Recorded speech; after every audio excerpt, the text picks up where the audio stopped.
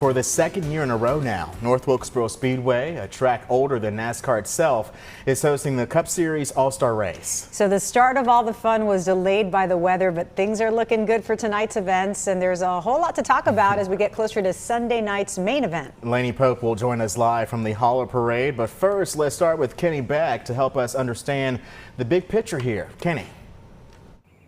Well, not even the most optimistic race fan could have predicted that North Wilkesboro Speedway would host back-to-back All-Star races in 2023 and 24. Certainly not long after NASCAR initially left here in the fall of '96. This place sat falling apart for more than a quarter century. Nevertheless, here we are. The track looks great, and for the second straight May, there is a buzz around town. However, for the second straight May, there are also some questions about the future. North Wilkesboro is ready to shine again. The track that hosted its very first race on dirt in 1947 is just days away from hosting its second All-Star race in as many years.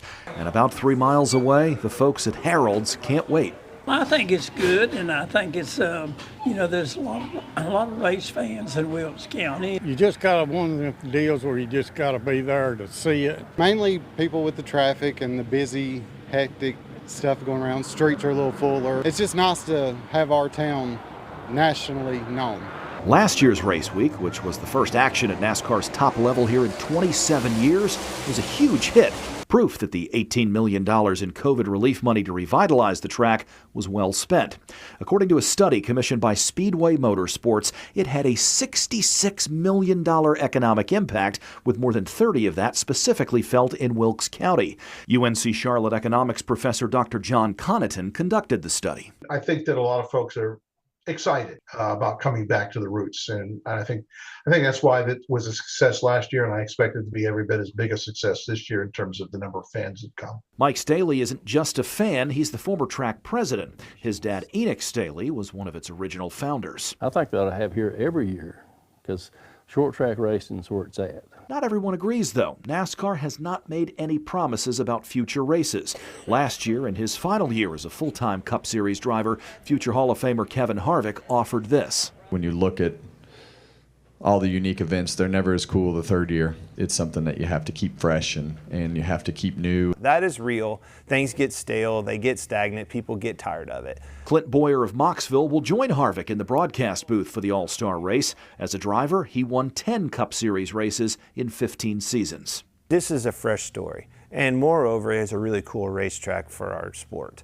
We need to be back in these short tracks, putting on, that old school beating and banging action that fans like. This is not a gimmick like putting dirt down at Bristol or adding a road course at Charlotte. This is different. This is a throwback to the way it was. We have a jewel in the western part of the state now, and I hope everybody embraces it and comes to it and supports it.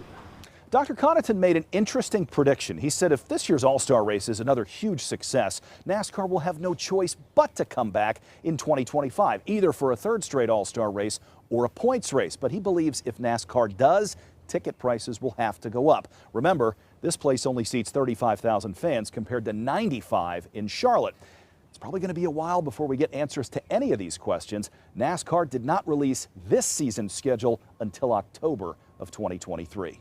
At North Wilkesboro Speedway, Kenny Beck, WXII 12 News.